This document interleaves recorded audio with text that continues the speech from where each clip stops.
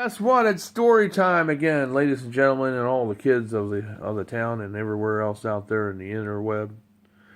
The story tonight deals with an army, a war story. You like stories? I know I like stories, but this is a true story. Now, I'm going to try to keep this as clean and pleasant as possible, but I want to share a story with you that was shared with me by many friends of mine that are Marines and naval officers. But these are stories I like to tell because these are real true stories. We're going to talk about Vietnam. Some people say Vietnam, whatever you want to say there. The War of Vietnam. Some people want to know, what was it like to be in the war of Vietnam? Well, it's not like the way Robin Williams said, "Good morning, Vietnam!" It was not like that. But it was a real war between Americans that we really never won. Even though the country is beautiful, lots of things in it are really beautiful, we lost a lot of people in that war. You know, Marines as young as 19 and 18 years of old were deployed to go out there and were sent to be killed by somebody that was pretty much outsmarted them mostly until we got the upper end towards the end. But in the meantime, we lost a lot of lives. And the weather was really crazy out there. It'd be really humid. Picture jungle all around you, thick with trees. That's all you could see. It seemed like that went on for miles. You running through the woods, trying to hope that somebody don't shoot you dead in the back of the head or in your torso. Trying to dodge all types of mortars too, and or gunfire. As you go carrying your gear, going through the woods, trying to find this enemy that was hard to find because it seemed like they knew where you were more so than you knew where they were. They would ambush soldiers and they'd come up behind them and shoot them or throw a mortar at them right from behind and kill them. That's basically what happened. It's horrible. But these things went on for, started in the 60s and it went on until the 70s. Yeah, it was a long war.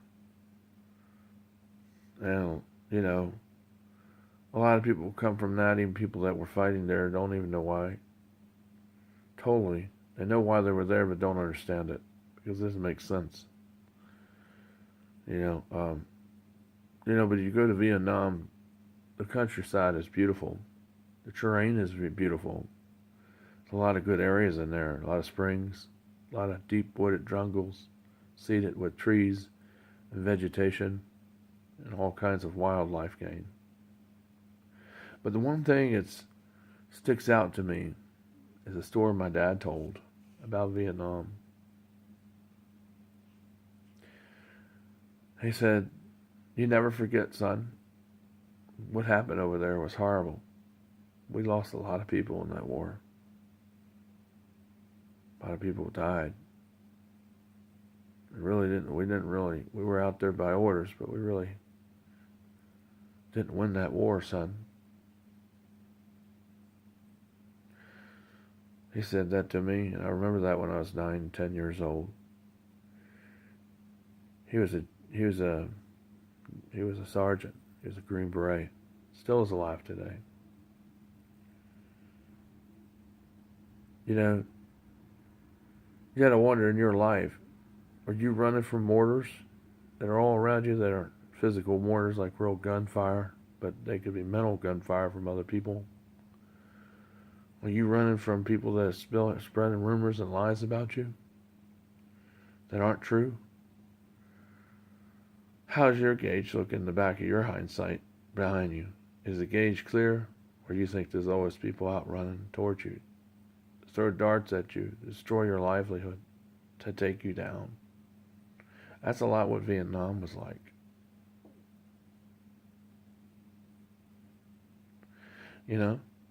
Many people lost their lives there fighting something that mostly they couldn't see or or something, but they really did outsmart them.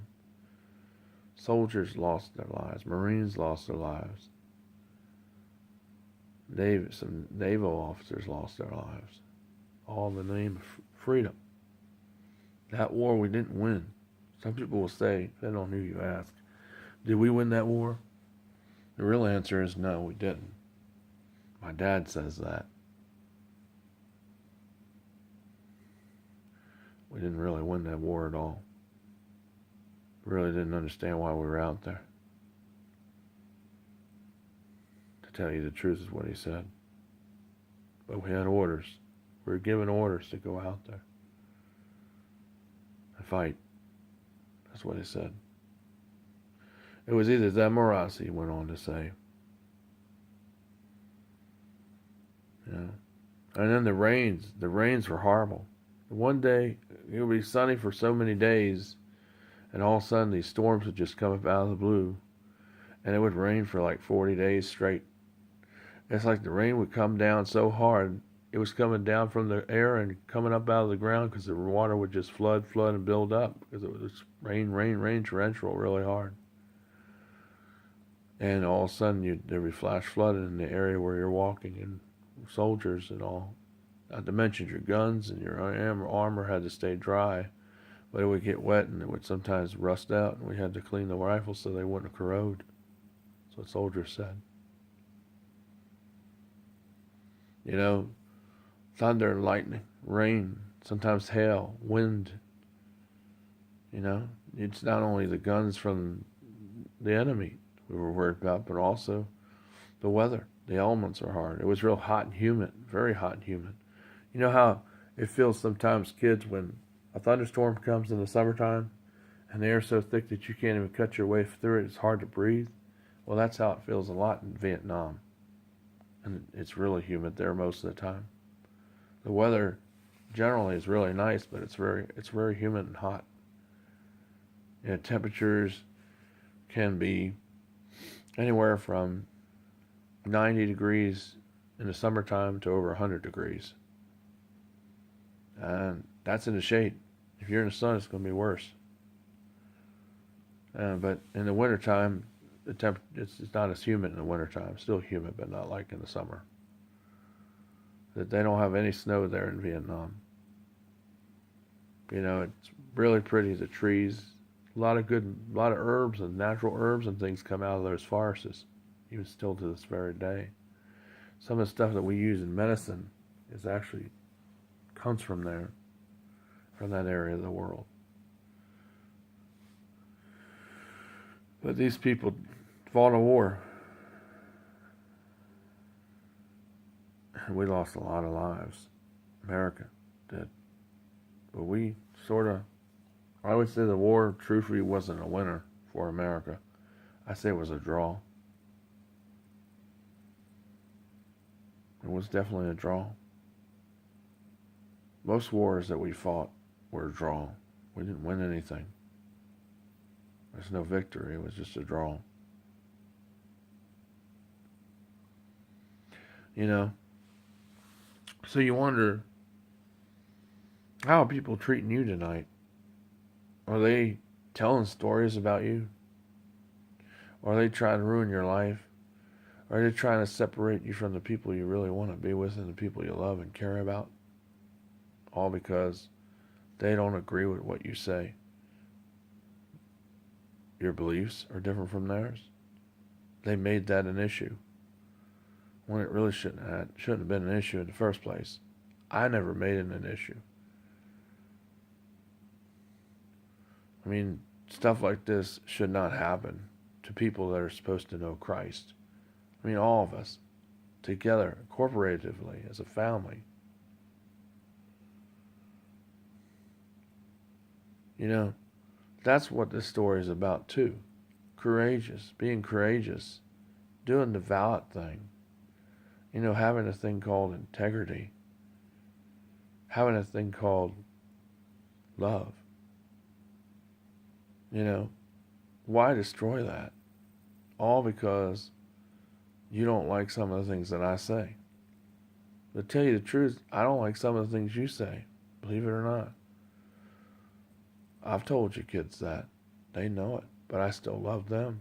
Just like I still love you all as parents. But I never, never, ever made an issue of it. You all always had to make an issue.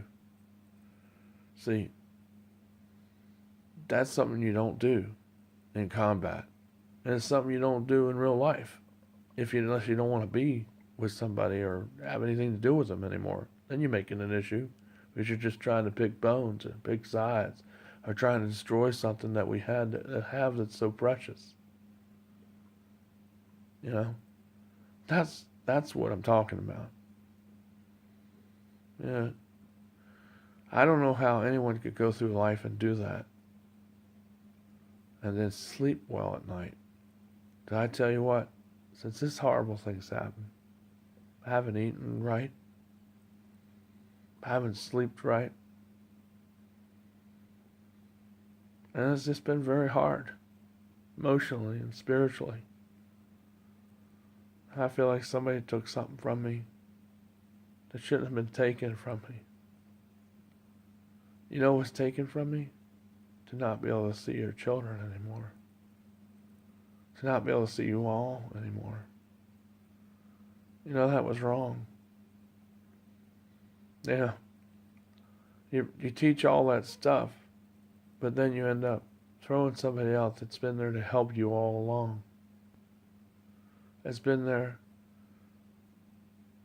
to do things for you because no hidden agenda, but because they just simply love you and they love your family.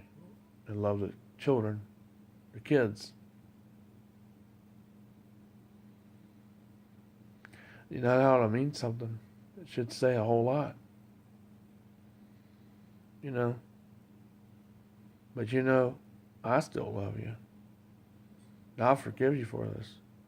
But don't ever, ever do this to me again. This was just really bad.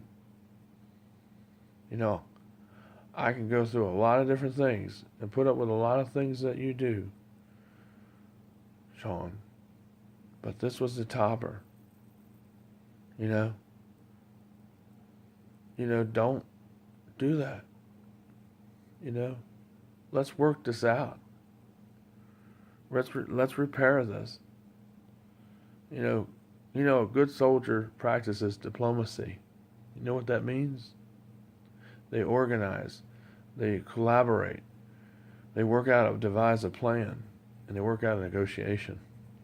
And they work out a reason so they can stay united together as a soldier, as a group.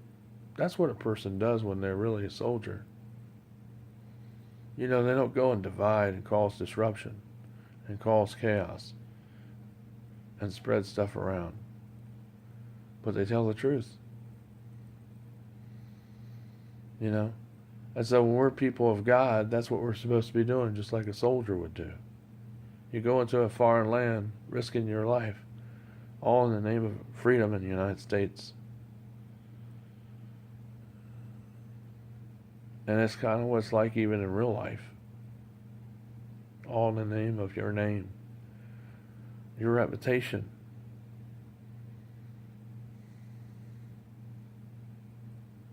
And mostly because of love. Because of how you feel about people in general. You know, a good person always stands his ground. Always is there when you need him. You know what? I'm that person. You know? Some people might say you're Superman. Yeah, well, there are all kinds of Superman guys. But there's not too many good people in this world anymore. But I'm like that Superman. You know? I'm different. If you said that, it's because it's true. You know? My mission has always been the same. And will remain that way. My mission is just to help you. To be there. To show you things in the Bible. That's not no agenda. That's just the truth. The bare bones truth. to talk to you, and to help you with things. I enjoy that more than anything. And another thing I enjoy is sometimes playing catch with the boys. That's fun. Haven't done it for a while, but if I come over there again, Jeremy and John and Steve, we're going to play some catch together. I like that. Just walking with you, I like. Talking with you is fun. Beth Ann, yeah, I'm not going to leave you out, sweetie. You can come and join us too. It's fun. Yeah. So, take it for what it is.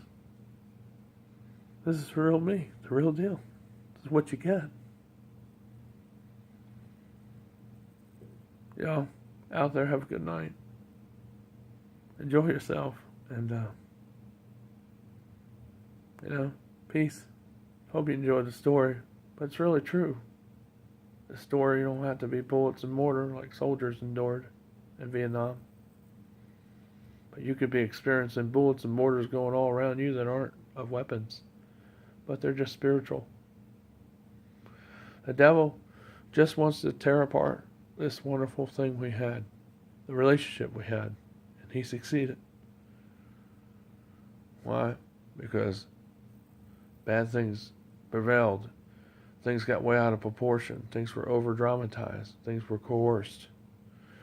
Things were said that shouldn't have been said because they were forced out of people instead of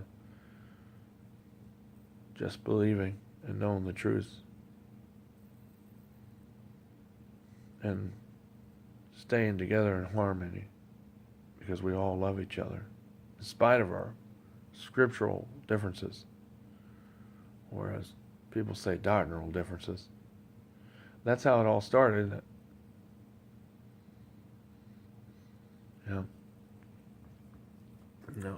Me, I'm a kind of person that's like this. I don't press issues, but if you press them, then I will go get scriptures. Or as I say, I will go to the mattresses, which means I'll go to the Bible and get the truth out of it. And I'll present it to you. That's what I did here. And that's really what this is really all about. It's not about anything else but that. You know it. I know it. That's just the bare bones truth about it.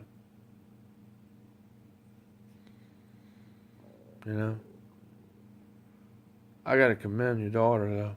She warned me of this 2 days before you sent me that email. In her own way. She didn't have to tell me. She said it all on the phone. She's a good soldier. She's going to make a good soldier. She's going to make a good wife one day for somebody. And she's a good little girl. I tell you, that takes a lot of courage to do that. And that means a lot. To say the truth like you did to me. In the way that you did. You didn't have to say much. I already knew. I knew. I don't know why your parents don't see that. Anyway, it's Uncle Mike. I gotta go. And I'll send up other messages some other time. And I love you very much. And